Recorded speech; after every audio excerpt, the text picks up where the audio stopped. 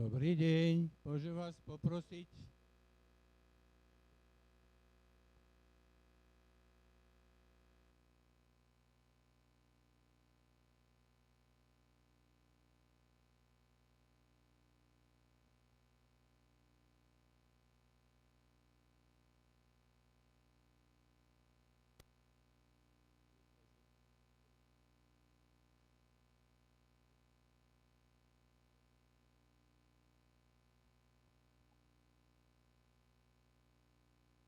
Prajem dobrý podvečer. Dnešný deň pre nás taký symbolický aj zaujímavý. Možno niektorí z vás, ak je tak pozerám, si pamätajú deň presne pred 2 rokmi, 21. septembra 2021, keď sme tieto priestory slávnostne otvárali. A odtedy ich používame a zhodou okolností náš dnešný rečník bol vtedy tu tiež jeden z hostí a jeden teda z hlavných rečníkov. Dnes je teda zaujímavý deň aj z tohoto dôvodu, ale hlavne z toho, že je dnes Medzinárodný deň mieru. Je to jeden v úvodzovkách zo sviatkov, ktorý OSN ustanovila a my ako Federácia mierová, Univerzálna mierová federácia, sa snažíme si pripomínať túto vec, keď to tak nazvem, mier, aj v čase, alebo práve možno preto, že tie časy, ktoré teraz žijeme, ako dnes vyjadril generálny tajomník OSN, že svet sa utrhol zo všetkých možných ako nejakých takých koreňov svojich a stále viac ľudí je viac skeptických ako optimistických o tom, ktorým smerom sa bude rozvíjať. Som vďačný, že ste prišli a na začiatok teda tohto nášho podujatia by som vám predstavil nášho hostia, ktorým je doktor Afsar Rathor z Viedne. Pán doktor Rathor je taký svetoobčan. Narodil sa v Pakistane, ale teda vyrastal, študoval a pôsobil v mnohých krajinách sveta a vyzná sa, zažil toho veľa.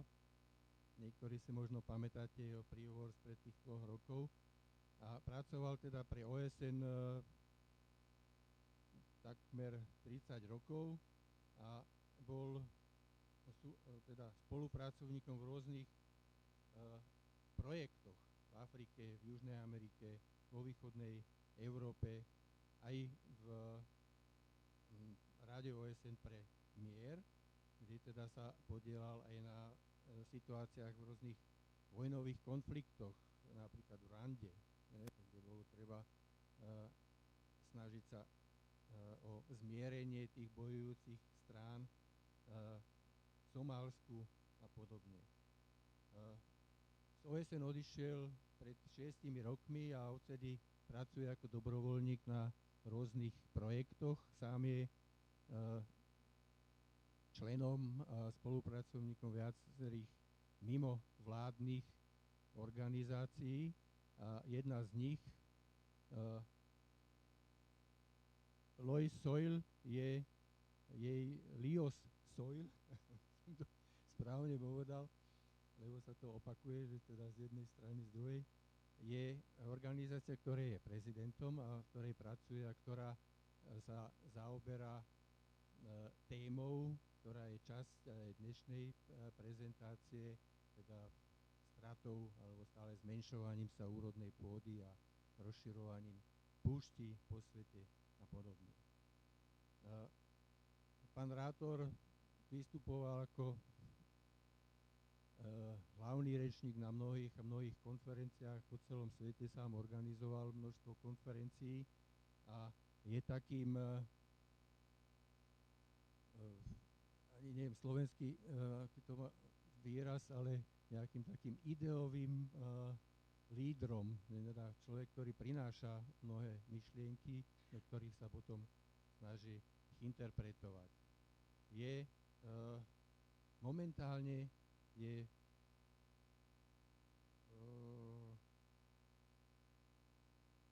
poradcom pre Jemen z mimovládnej organizácie v Spojenom kráľovstve a Veľkej Británii. Aj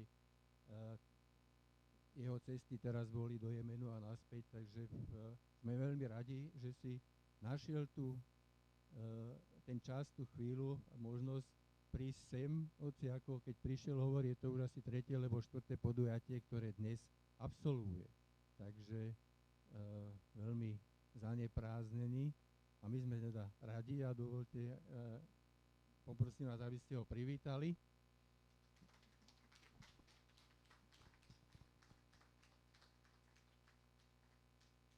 Pán doktor Rathor, ja mu teda odovzdám mikrofón, aby mohol.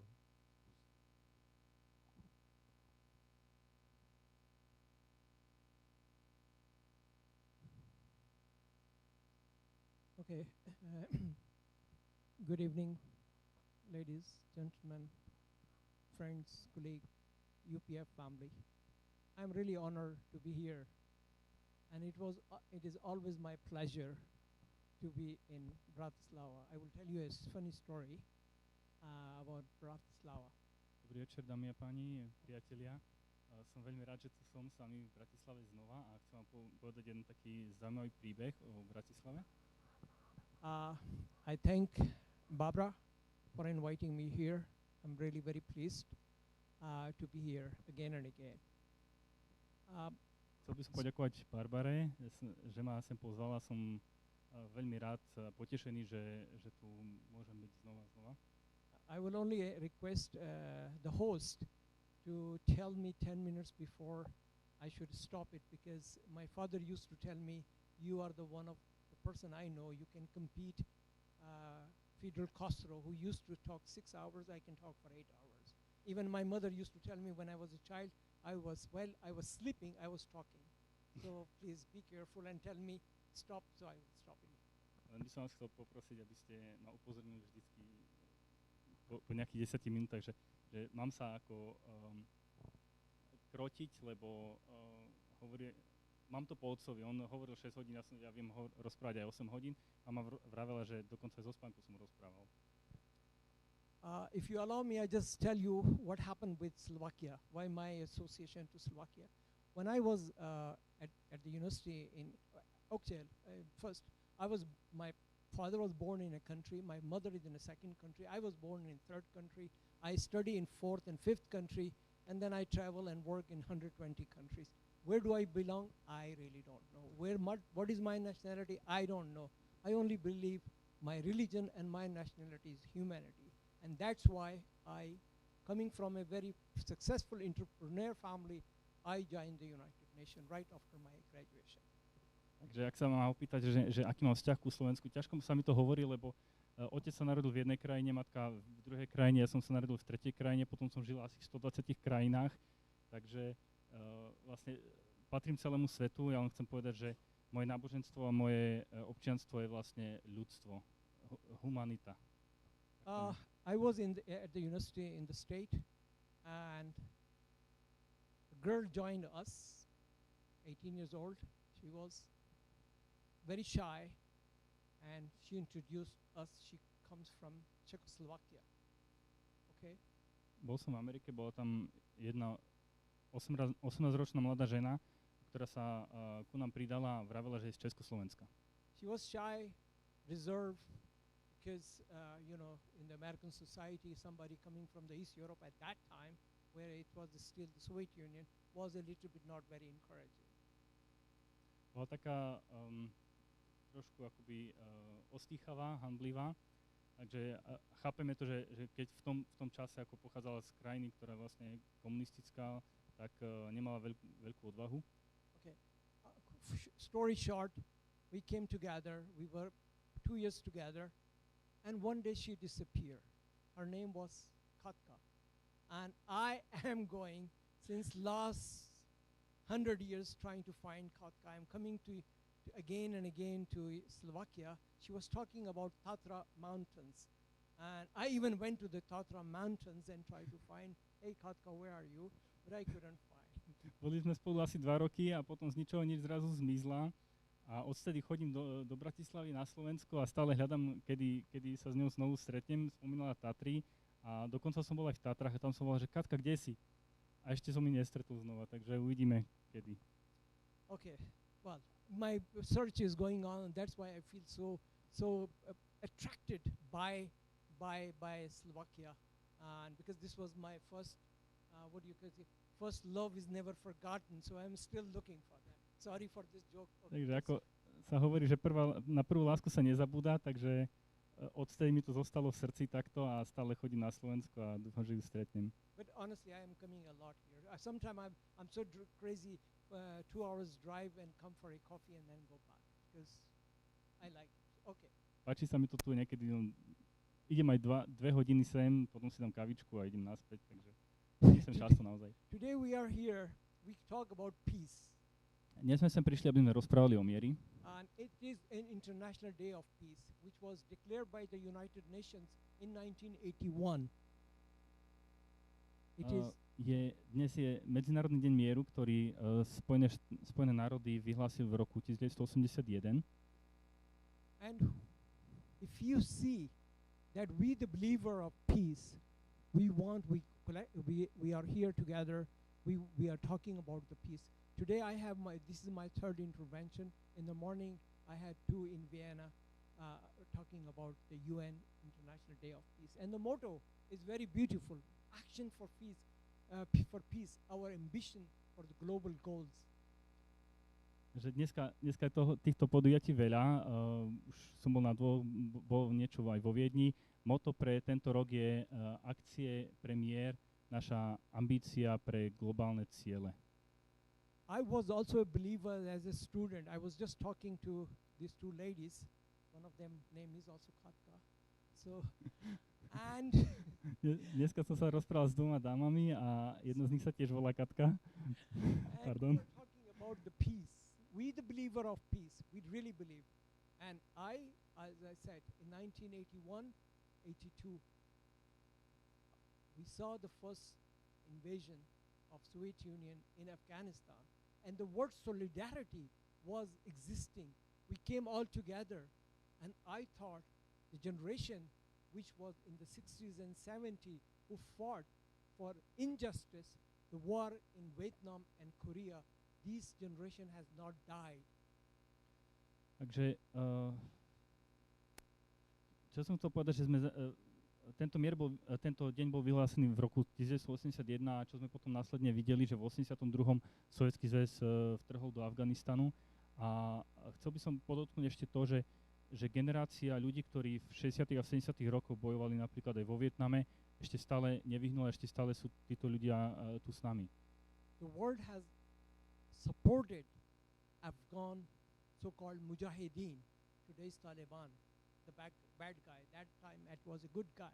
So they supported them. them. And Vtedy svet podporoval mujahidinov, vtedy to boli akože tí dobrí. But in 1989, when the collapse of Soviet Union happened, the world's community abandoned Afghanistan. They went into the civil war. So it was not for the humanity. It was not for fighting the injustice. It was just to destroy the Soviet Union. And that was the wrong decision. Takže v 89., keď sa rozpadol Sovietský zväz, tak v 91. dobre, tak vlastne svet akoby zabudol na to, čo sa stalo v Afganistane, opustil tých bojovníkov, čo tam boli a tá vojna už nebola vlastne za spravodlivosť alebo za ukončenie nespravodlivosti, ale ako by sa to ukázalo, že to bolo vlastne účelom len zbaviť sa Sovietskeho zväzu.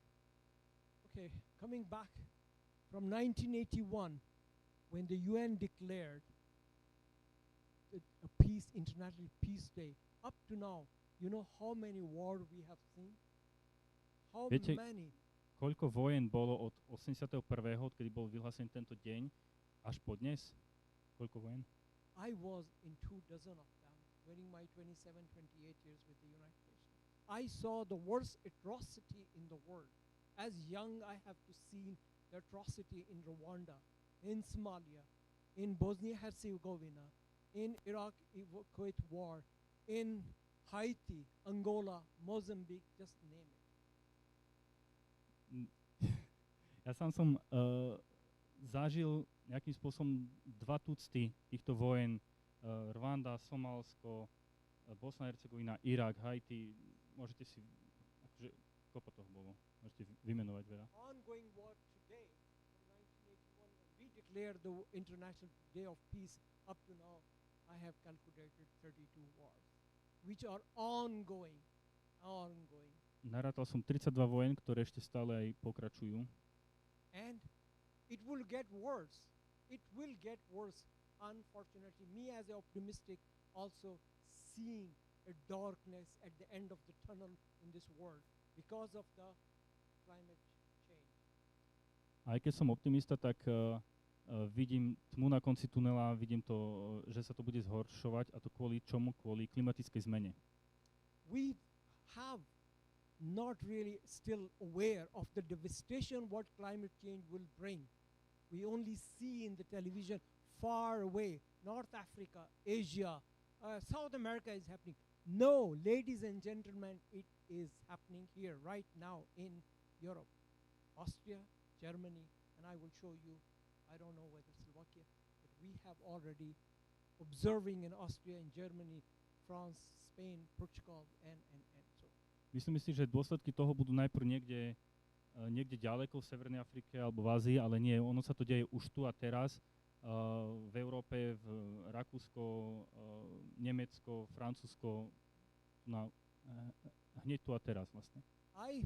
Climate change is a big topic, and I already told Barbara, you have chosen climate change, I can talk 5 hours, desertification, 20 hours, conflict, 30 hours, and you want me for in 1 hour to finish it, I will try my best. Je to veľmi obšírna téma. Vravel som Barbara, že zvolila si ako klimatickú zmenu, dobre, to máme na 5 hodín, odlesňovanie na 20 hodín, konflikt na 30 hodín a ty mi dáš hodinu. There are 2 atom bomb I call for the climate change. There are many, many factors, but only 2. This is number 1 is water. Sú také 2 hlavné faktory, ktoré tu sú. Číslo 1 je voda. The second is desertification. A Desert. druhé je rozširovanie púšti. No, if you study the human history, you will not find one single war was fought for something else. It was always resources. And these are the 2 resources we will have the war in the future, unfortunately. Keď sa pozriete na históriu ľudstva, o čo sa najviac bojovalo, tak bojovalo sa hlavne o zdroje. A keď sa pozrieme do budúcnosti, tak naše najhlavnejšie zdroje, ktoré môžu spôsobiť vojnu, sú práve tieto 2 kľúčové.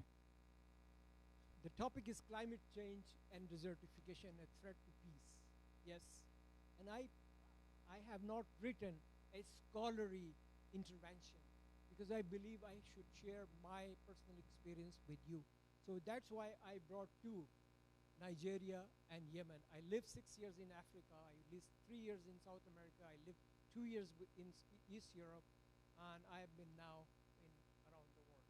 So that's what, there are so many other stories, but the time is short, and I didn't know that it will be also translated, so half of the time is gone. Dnešná téma je klimatická zmena a rozširovanie púšti ako ako hrozba premiér. Chcel som hovoriť niečo zo srdca, niečo, čo nejaký osobný príbeh, takže budem hovoriť o Nigérii a o Jemene, aj keď som zažil 6 rokov v Afrike, pár rokov v Južnej Amerike a tak ďalej, ale akože na tieto 2 témy, lebo naozaj čas je krátky. As we are talking now, in 100 years probably our children, our grandchildren will be talking, so somebody, a Swedish scientist in 1896 wrote an article, a scientific article, warning the world that the climate change will change because of because of human errors. Nobody took that seriously. Ako my teraz rozprávame, potom naše deti, vnúčata budú o 100 rokov tiež rozprávať nejaké veci, tak aj pred 100 rokmi rozprával tento Švéd, napísal článok, ktorý tiež bol v tom čase ignorovaný In o 1938, klimatických zmenách. there was a Mr. Callender. He is a British Canadian. He came with this connected that the CO2 increased to global warming due to human activities. Okay, he was warning that his article went, but we ignored that because this was the time when the multinational companies, Exxon and so on, was established. People were making billions of dollars on fossil fuel. Industrialization has been started. We have the car, and the new generation has been started. V 38. Bol ďalší pán Kalendar, ktorý vlastne britský Kanaďan, ktorý tiež varoval ohľadom zvyšovania oxidu uhličitého v dôsledku ľudskej činnosti, ale tiež ho ako ignoroval, lebo v tom čase sa ešte len rozmáhal ten automobilový priemysel, bol to veľké wow, v tom čase všetci chceli mať. It took almost 80-90 years.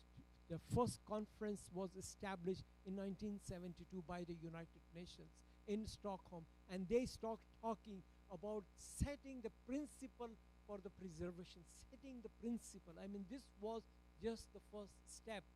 Already at that time, alarm had been gone that we should have done at that time. We have just started to talk about that. Už trvalo to pár desaťročí, kým sa uskutočnila čo je len prvá konferencia ohľadom klimatických zmeny a že treba niečo robiť. Už v tom čase znova sa ozývali hlasy, že musíme sa zaktivizovať. And this was the biggest achievement, the so-called the Montreal Protocol, where we agreed to eliminate and produce consumption of ozone depleting substances. And you will be surprised then up to 2007, even after that ban, 20 years later, China, India, and most of the developing countries was still producing. Now the production, thanks God, has been stopped. It took us so long, but the damage has been done. And we have been trying now to revert. Veľké víťazstvo bol v roku 1987 Montrealský protokol ohľadom odstránenia alebo zastavenia produkcie látok, ktoré ničia ozón, a trvalo to až do roku 2007, kedy vlastne ešte stále boli krajiny ako India, Čína, ktoré stále vlastne produkovali tieto látky, ktoré ničia ozón. Našťastie sa to podarilo zastaviť, ale škoda sa už stala. There are several conferences on the. I don't want to go detail because otherwise, as I said, 5 hours you are midnight. So, okay. So, Kyoto Protocol. This was the next one, which was really a flagship, and there it was binding agreement was signed with the industrialized 37 countries and the European Union to eliminate or at least to decrease the greenhouse gases, which was committed. Unfortunately, no action was taken. Ďalší protokol v 17. Kyotský protokol, ktorý bol záväzný pre 37 priemyselných krajín a Európsku úniu, tiež ako podpísali, ale prax trošku pokulháva. And then the so-called COP, the Conference of Parties, started in 1994-95 in Berlin, the first one, and that this is regularly every year is happening. And then in 2010, when the NASA issued a warning that 2000 to 2010 was the hottest decade in the human history, so then the alarm bell went up, and the world community started thinking to establish a so-called a climate fund with $100 billion to mitigate climate changes in the developing country because they were the most affected one.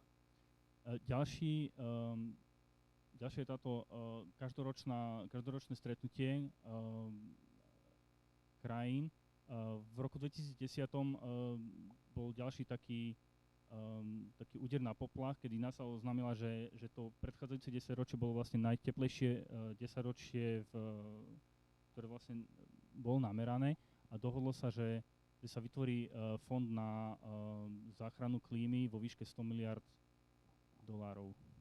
And out of the so-called $100 billion which was committed in this conference 9-10 years onwards, we only got 3%. Take this $3 billion and divide it 160 countries developing world, you will get cleaner oil. Ako si všimnete, z týchto 100 miliard dolárov sa nakoniec vyzbieralo len 3 miliardy, čiže keď sa to rozdelí medzi tie rozvojové krajiny, ktoré by mali niečo s tým robiť, aby sa to zastavilo, tak ostanú len drobné zrnka každému. After 30 years of negotiation about climate change and their devastation and how to mitigate that, we finally came in 2015 in so-called COP21, the so-called Paris Agreement, which was ratified by 196 countries, and we thought we have achieved our goal. It is late, but at least we can still achieve our objective. V roku 2015 po mnohých rokoch sa dosiahla Parížska dohoda, ktorú prijalo 196 krajín na znížení a zvládnutí tých skleníkových plynov. Takže povedali sme si, je síce neskoro, ale ešte stále to akože dokážeme zvládnuť. But the biggest disappointment came when in COP27, 2 years later, when Mr. Trump declared that United States is withdrawing from the Paris Agreement because he called it a draconian agreement. Veľké sklamanie prišlo v roku 2017, keď Trump za Spojené štáty stiahol vlastne Spojené štáty z tejto dohody kvôli tomu, že to nazval, že to je finančne a ekonomicky drakonické. And once the US withdrew, also China and India followed that. A po Spojených štátoch nasledovali Čína a India. And these three together are polluting our environment with more than 55%, three countries. And when they are not there, there is no agreement has any kind of implication. A tieto tri krajiny spolu majú dosah na viac ako 55% produkcie skleníkových plynov, takže bez tých troch to ako keby ani nedávalo veľký zmysel. I will just tell you, somebody asked me now, what happened, why the UN is not doing that. I can tell you one thing. The problem with the UN is that there is a Security Council, and every resolution has to be passed and adopted by the Security Council. And there are 5 veto powers, okay? These veto powers always do not think about the principle they set for the humanity in preserving our ecosystem. They think about their own national interest. Môžete sa pýtať, že prečo s tým OSN niečo nerobí, ale OSN je nastavená tak, že v podstate všetko musí prejsť cez Bezpečnostnú radu. A to je tam 5 hlavných regionálnych mocností, ktorým vlastne nezáleží na nejakých princípoch alebo na ľudstve, ale každý si stráži svoje vlastné záujmy. It is almost 130 years when the first scientist which I mentioned made the alarm, and we are still debating, and all our agreement came to a failure. I could say this is a failure because we have not achieved the 1.5 degree reduction in our environment. We are now, according to the NASA prediction, by the end of the century, we will talking about 3 to 4 degree if business as usual going on. Takže už prešlo viac ako 130 rokov od prvého varovania, prvého vedca o otepľovaní, ale tieto dohody zlyhávajú a odpoveď NASA je, že ak budeme pokračovať tak ako doteraz, tak do konca storočia sa planéta oteplí o 3 až 4 stupne, nie o tých 1,5, ktoré bolo pôvodne. And you know, the problem with all this resolution, all this agreement, either in the UN or outside the UN, in the COP21 or all these COP meetings, there are two. There is legally, the US, the Chinese and the Indians are against any legally binding target and timetable. And secondly, the language of these agreements is odd. I can quote. States shall cooperate in a spirit of global partnership to conserve, protect, and restore health and integrity of Earth system.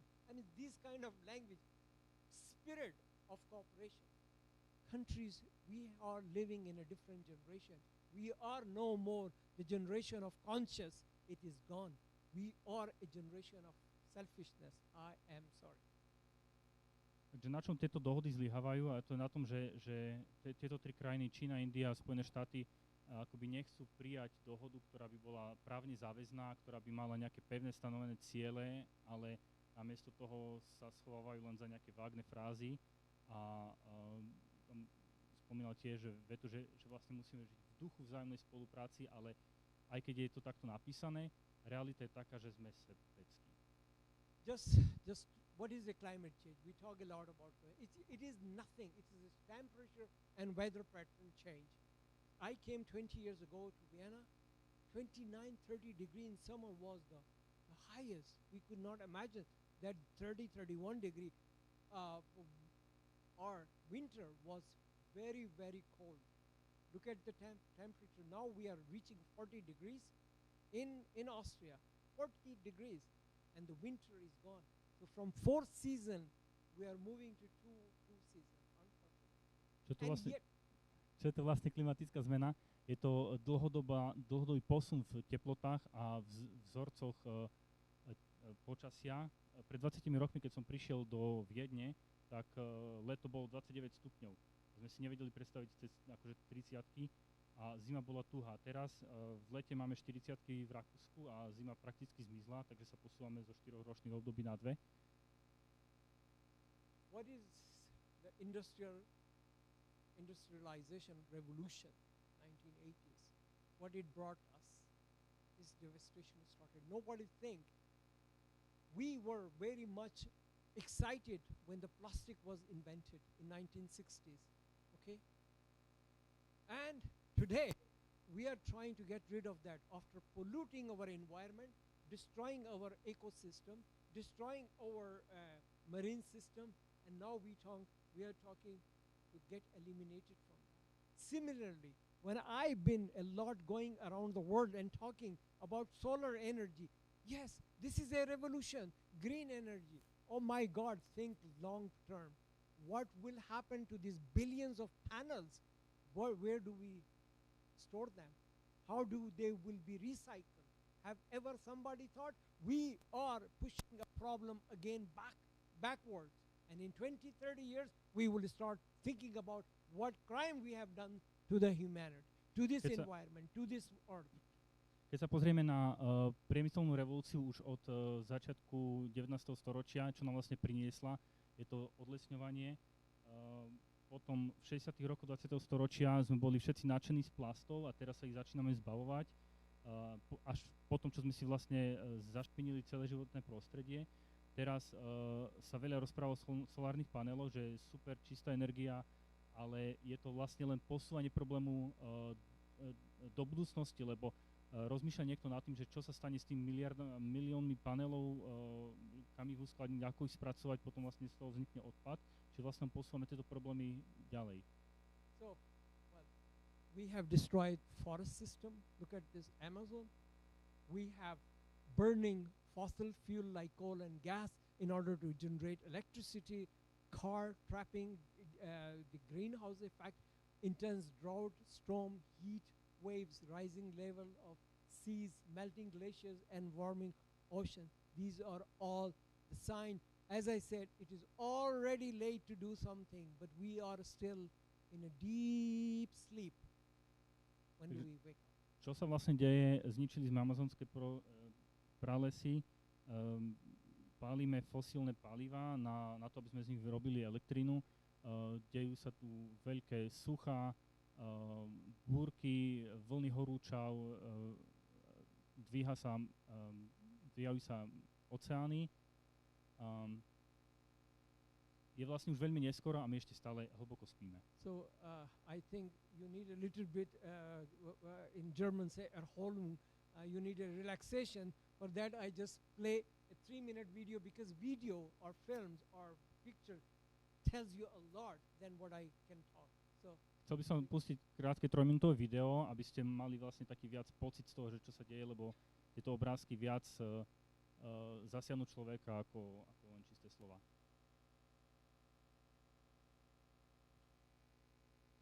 Human activities, from pollution to overpopulation, are driving up the Earth's temperature and fundamentally changing the world around us. The main cause is a phenomenon known as the greenhouse effect. Gases in the atmosphere, such as water vapor, carbon dioxide, methane, nitrous oxide, and chlorofluorocarbons, let the sun's light in, but keep some of the heat from escaping, like the glass walls of a greenhouse. The more greenhouse gases in the atmosphere, the more heat gets trapped, strengthening the greenhouse effect and increasing the Earth's temperature. Human activities, like the burning of fossil fuels, have increased the amount of CO2 in the atmosphere by more than a third since the Industrial Revolution. The rapid increase in greenhouse gases in the atmosphere has warmed the planet at an alarming rate. While Earth's climate has fluctuated in the past, atmospheric carbon dioxide hasn't reached today's levels in hundreds of thousands of years. Climate change has consequences for our oceans, our weather, our food sources, and our health. Ice sheets, such as Greenland and Antarctica, are melting. The extra water that was once held in glaciers causes sea levels to rise and spills out of the oceans, flooding coastal regions. Warmer temperatures also make weather more extreme. This means not only more intense major storms, floods, and heavy snowfall, but also longer and more frequent droughts. These changes in weather pose challenges. Growing crops becomes more difficult. The areas where plants and animals can live shift, and water supplies are diminished. In addition to creating new agricultural challenges, climate change can directly affect people's physical health. In urban areas, the warmer atmosphere creates an environment that traps and increases the amount of smog. This is because smog contains ozone particles, which increase rapidly at higher temperatures. Exposure to higher levels of smog can cause health problems such as asthma, heart disease, and lung cancer. While the rapid rate of climate change is caused by humans, humans are also the ones who can combat it. If we work to replace fossil fuels with renewable energy sources like solar and wind, which don't produce greenhouse gas emissions, we might still be able to prevent some of the worst effects of climate change. Ešte stále môžeme zabrániť nejakým najhorším zmenám.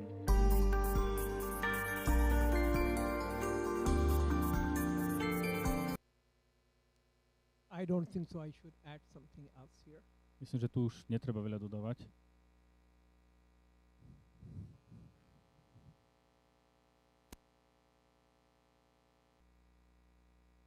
Sorry, technical problem. So this is just, you know how the water cycle works.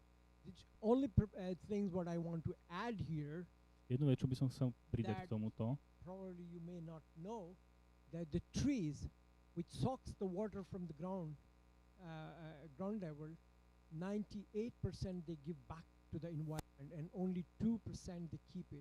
Možno, so that's why where there are forests, they have a lot of rain. Just for your information. Možno, že neviete, ale stromy z tej vody, ktorú si nasajú, 98% vyparia ďalej. Takže to je dôvod, prečo tam, kde je veľa lesov, aj veľa prší.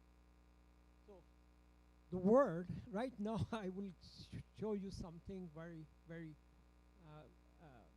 you may know, but I just want to highlight the injustice what we are doing between the industrial world and the developing world. Možno to viete, ale on by som chcel počiarknúť taký rozdiel medzi rozvojovými a vyvinutými krajinami. So salt water in the world, 97%, 2% is the glaciers and the frozen, and 1% is the fresh water, which is now enough for 8 billion people if distributed equally and justly.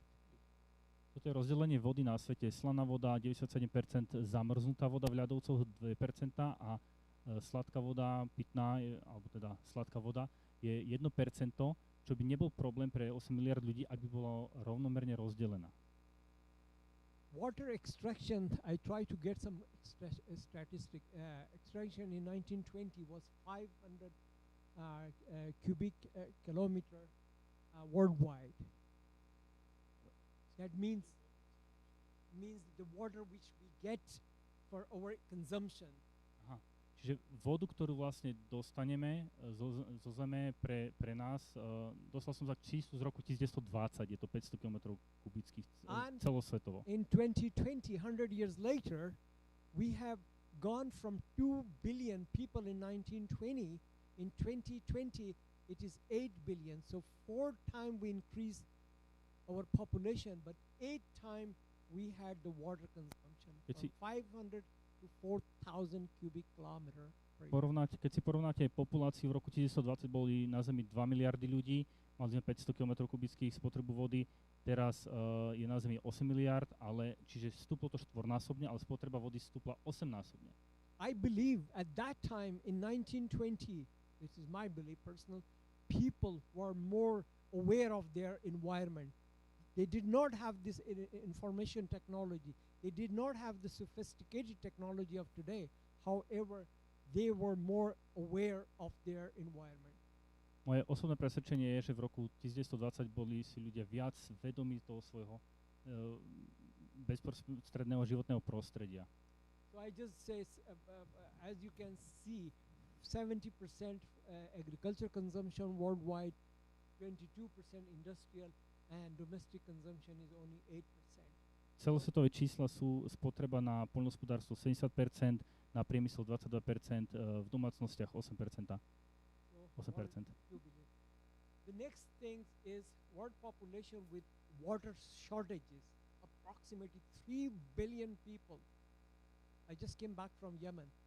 Devastation I saw, I cannot describe you, otherwise I will burst into tears, and I personally believe I'm a very strong person.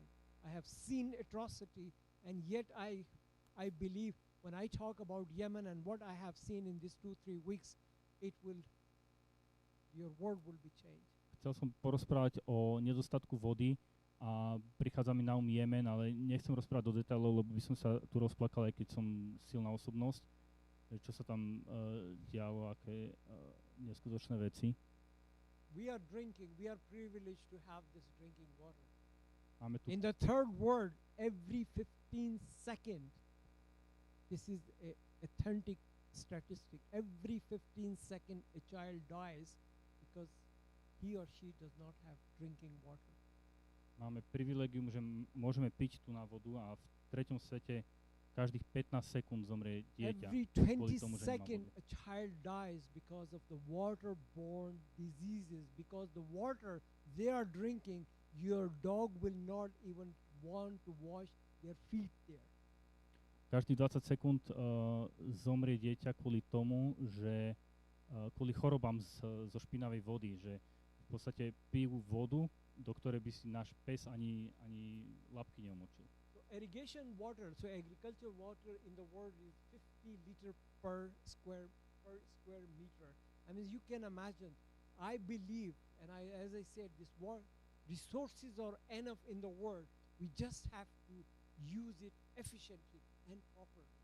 Voda na zavlažovanie celosvetovo používa sa 50 litrov na meter štvorcový. Ja to hovorím, že máme vlastne tú vodu používať efektívne. I stopped eating rice since 25 years when I got to know that for 1 kilo rice, 3,500 liter water is needed.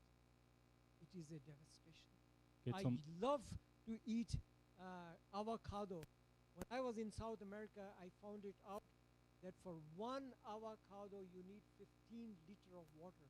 In a country where there is shortage of water, but they need the foreign exchange and they are cultivating. Keď som sa dozvedel, že na 1 kilo ryže treba 2500 litrov vody spotrebovať, tak som prestal jesť ryžu v tom čase. Keď som sa dozvedel, že v Južnej Amerike, kde vlastne nedostatok vody, na jedno avokádo sa spotrebuje 15 litrov vody. Okay, these are just the statistics, what I just brought, that industry, how much they will use it. And for you guys who are the lover of the beer, for 1 liter beer, you need 300 glasses of water just to make it one. I don't want you to go back and stop drinking, otherwise the industry will bankrupt and I will be sued. Keď tu máme niekoho, kto má rád pivo, tak na 1 liter piva treba 300 litrov vody, ale nehovorím vám, že by ste prestali, lebo to môže skončiť tak, že bude trpieť priemysel a ekonomika a potom ma zažalujú. This is a statistic just for your wake-up call. One American use per day 3,750 liters. This is including the industry, the agriculture, the domestic, everything.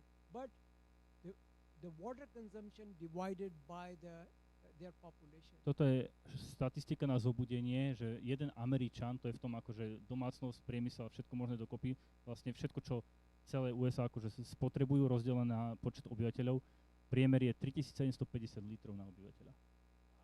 Norway, half of the American and German, 1/4 of the American. So Norsko, polovica USA, Nemecko štvrtina USA, takže Európa toho trošku menej spotrebuje. And now take a deep breath and see this unfairness. Teraz sa nadýchnime a in Congo, 33 liter water. Kongo 33 litrov. Is this not justified? Will you be surprised if there is a war for resources, a conflict? Look at that. 3,700 liter for 33 liters. Dá sa toto porovnávať? 33 litrov proti 3700? Prekvapilo by vás, keď bola kvôli tomuto, akože kvôli zdrojom vojna? And as I said, in the US, 1,000 liter per day are spent on only in the lawns. V USA sa spotrebuje 1000 litrov vody na obyvateľa len na zavlažovanie trávnikov. And even worse than that, the leakages in the pipes in the United States of America, water leakages are 2.2 trillion liter per year according to my calculation, and that is 99 liter per household per day. You can feed 3 people from Congo for this. V Amerike, keď tečie voda z kohutíkov alebo z netesnosti a tak, čiže keď voda niekde uniká, tak je to 2,2 biliónov litrov, čiže rozrátané je to vlastne 99 litrov na domácnosť na deň, čiže by ste z toho 3 Konga akože, vedeli pokryť. This is all you can find in this world made with the internet. Bol link na zdroj, že sa to dá nájsť na When internete. we were discussing, my dear friend Barbara told me that this is in North America. We are talking about, no, climate change is happening here. This is the water stress by countries. Look at the red. Australia, whole Asia, Italy, Portugal, Spain, France, Poland, Bulgaria, Romania, Greece, even northern countries, Austria. When you see also the North Africa, South Africa, Mexico, and part of Canada. So these are all. To je mapa ohrozenia vlastne s vodou, že ktoré krajiny vlastne, kde že nie je to len Severná Amerika, ale keď si všimnete aj veľká časť, vlastne v podstate celá Ázia, sever Afriky, juh Afriky, aj v Európe máme krajiny, ktoré sú ohrozené, juh Európy, dokonca aj Poľsko je tam trošku nie celkom OK a tak ďalej. Ladies and gentlemen, we are talking in 15 years from now. 15 years, 2040 is just next door. Rozprávame sa o predikciu na rok 2040, čiže to už je za dverami, už len 15 rokov nás delí. So, desertification. We come to the desertification. What happened desertification? Desertification is nothing else. This is only the Greenland, which was 100 years ago, today is a desert, or an arid land, or a semi-dry or dry land. This is all what is called desertification. Takže druhá téma, rozširovanie púšti, o čom to vlastne je. Veľmi jednoduché. Pred 100 rokmi tam bola zelená krajina, a teraz je tam suchá alebo polosuchá púšť.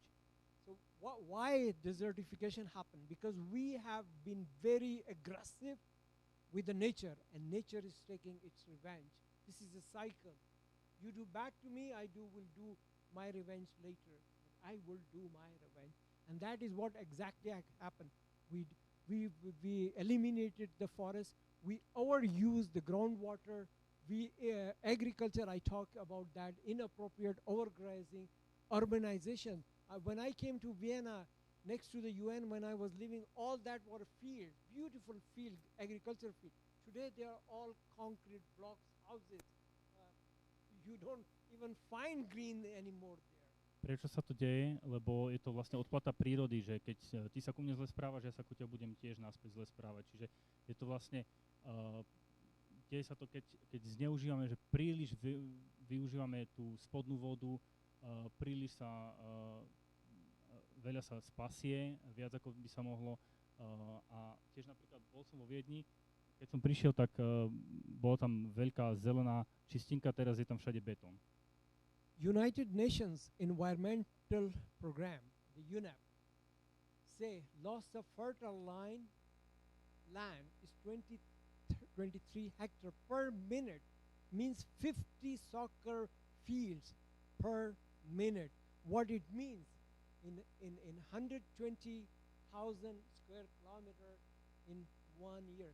It is that land, which is a green land, equal to Slovakia and Czech Republic together, approximately 125,000 square kilometers you are together, and this is what we will lose in 1 year. Podľa štatistík z OSN rýchlosť straty tejto úrodnej pôdy strácame 23 hektárov za minútu, že za rok je to 120,000 km štvorcových, čo je zhruba veľkosť Československa. And in za 10 rok. years we have 1.2 million, and total land, our area of Earth is 148 million kilometers. So just imagine in 100 years where we will be with 12 million less. And what that means, you know, on the one hand, population is growing. On the other hand, you are decreasing the agricultural land. Conflict and wars are programmed, madam. You cannot avoid that. Unfortunately.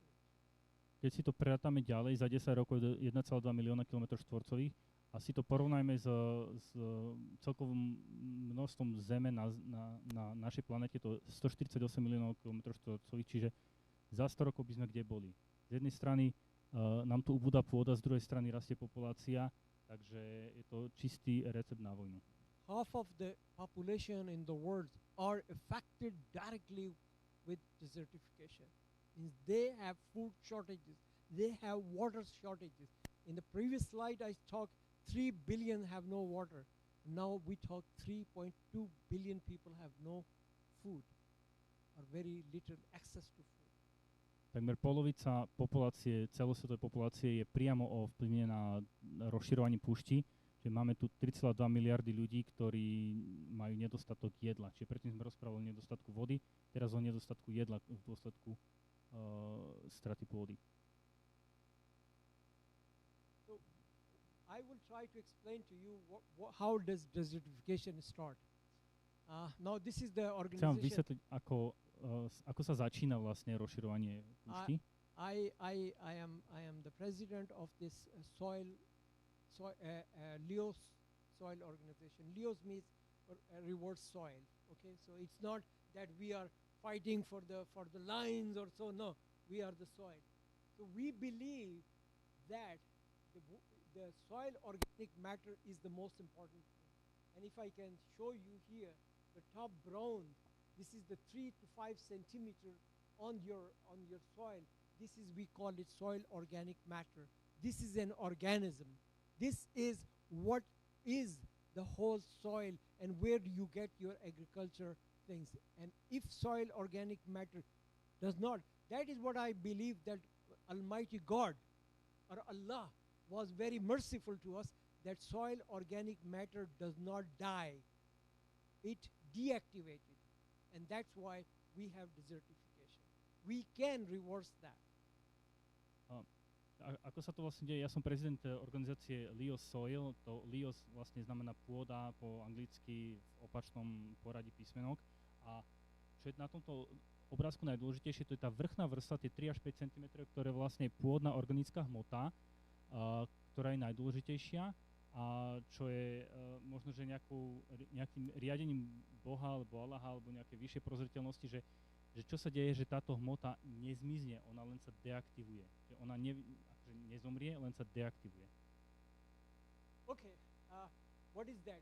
Či vieme vás zachrániť. Soil organic matter is eroded soil, stone. Soil organic, okay, how it happens? Pôda bez tej pôdnej organickej hmoty je vlastne len rozvetraný kameň. I will explain to you the water consists of 50% carbon and created by soil organism and prevent soil from capping. I will explain to you in the next, probably by seeing that this has become a little bit too much scientific and I don't want to bore you with that kind of things. I will go to the next slide and you may... Len tak v stručnosti spomeniem týchto pár takých vedeckých pojmov, že táto pôdna organická hmota pozostáva z 50% z uhlíka, vytvárajú ju vlastne tie pôdne organizmy a nechcem vás s týmto veľmi nudiť, ale tak dostaneme sa k tomu ešte aj ďalej. A zadržiava vodu vlastne. If you see here, this is Austria, okay? Toto je Rakúsko. Have you ever seen such a soil, such a field? Definitely you have seen that.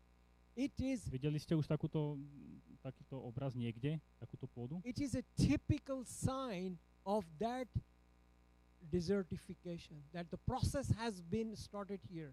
What happened is when the water cannot be soaked, cannot be absorbed by the soil, means soil organic matter has been deactivated. Toto sa deje, vlastne toto je začiatok toho procesu tvorby púšte, keď vlastne tá pôvodná organická hmota sa neaktivuje, lebo dážď spadne, ale on sám nevytvorí vegetáciu. So these are the photos. This is Austria, Germany. We were Rakúsko a Nemecko. One of my colleagues, Johanna, she took a knife and she wanted to show how big the cracks are. So these are when the desertification process starts, Austria and Germany. Takto sa vlastne začína tento proces a na tom noždi kolegyňa chcela ukázať, že aká hlboká je tá puklina, že vlastne toto sa deje aj v Rakúsku a v Nemecku. So if you see the left side, this is how when the soil organic matter properly working, means that the water is penetrating and water level increases. Water is absorbed by the soil while the soil organic matter is activated and working. CO2 is going to the soil because the soil organic matter nourishment, its food is CO2 and methane. So it absorbs the CO2 from the environment, which decreases the CO2 50% in the environment. And similarly, nitrogen is also absorbed in the soil for the soil organic matter. Na ľavej strane vidíme to správne fungovanie pôdy, že vlastne tá pôdna organická hmota je schopná prijať nielen tú vodu, ktorá akože spadne a zadrží ju, ale dokonca aj oxid uhličitý, lebo vlastne z 50% sa skladá z uhlíka a je to pre ňu vlastne živina, je to potrava pre tie organizmy. Takže dokáže zachytávať tieto skleníkové plyny. And the right picture shows that the soil organic matter is deactivated. What happened? It is raining, but the water is not penetrating. Water cannot be absorbed. So you have flood. Because that is been deactivated, your CO2 cannot be absorbed and go back to the environment, creating climate change problem. Similarly, the methane. So water is get lost and you have flood, devastation, damages, and people get killed also. Na pravej strane vidíte, ako to prebieha, keď to nefunguje, keď tá pôdna organická hmota tam nie je. že vlastne oxid uhličitý sa vracia naspäť do atmosféry, voda nie je zadržaná v pôde, ale vlastne sa otečie preč a vlastne z toho vznikajú záplavy. So you have stages of desertification. So it starts like that. You start cutting the trees and or overgrazing, because you know the soil also needs resting time. We have been exploiting the soil, the nature, without giving the time to rest it, to get because just imagine, you human being, nature work like human being. You need 8 hours sleep every night. If for night you do not sleep, I will ask how you will react. This is exactly the nature needs also resting time to regenerate itself, and we are not providing that regenerating time to the nature. Proces tvorby púšti má určité stupne a takto sa to vlastne začína, že sa zotnú stromy a takisto ako človek si potrebuje oddychnúť, tak takisto aj pôda si potrebuje oddychnúť. My potrebujeme spať 8 hodín denne, keď sa nevyspíme na druhý deň, aký sme v akom stave, tak príroda rovnakým spôsobom funguje. Tiež potrebuje oddych a pôda tiež si potrebuje oddychnúť. This is the second stage, which To je you see druhý a lot stupeň. of in European countries where they are still green, and we have seen the first signs in Austria and Germany, which I showed you, green, and partially this is desertification process has been started. To je druhý stupeň, ktorý vlastne vidíme aj v Strednej Európe, že ako sa vlastne začína proces tvorby tej púšte. This is the third stage, and that is the last, and I hope we do not come to the second, third and fourth. Že vlastne na tom druhom stupni vidíme aj zelené a už trošku tie pukliny, na tretie už len pukliny a dúfam, že k tomu štvrtému sa už ani nedostaneme. The Leo concept of Leo was invented by a person called Alan Savory. He was from Rhodesia. At that time, it is called today Zimbabwe. When Mr. Alan Savory, he's a white British or Zimbabwean, and Mr. Mugabe, when made his life difficult, he is a geologist. He moved to the U.S. in 1980, and he established the Savory Institute, which has been working with that reverse desertification method, and which also Leo's is working on that method. Jeden pán, what was his name? Alan Savory? Alan Savory. Alan Savory, Alan Savory, Tento pán vlastne pochádza z toho, čo je dnes Zimbabwe. V 80. rokoch odišiel do Spojených štátov, pretože v Zimbabwe ho prenasledovali a on vlastne naštartoval tento systém zvrátenia toho procesu vytvárania púšti. A na základe tohto procesu vlastne funguje aj naša organizácia, že vlastne využívame ten istý proces. How the system works? It's so simple. From millions of years we have been practicing, but because of the industrialization, and I believe that when something is very simple, very easy, we ignore that. When it's very expensive, we go for it. Ako to funguje, to úplne jednoduché, totálne primitívne. Bohužiaľ, častokrát, keď je niečo strašne jednoduché, tak to ignorujeme a namiesto toho hľadáme nejaké super drahé riešenia.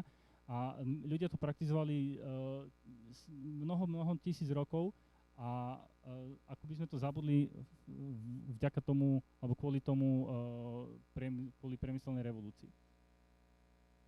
So, I just go back to that. So how it does work? I just give you 2 minutes, try to simplify and how we can make the reverse desertification. So you have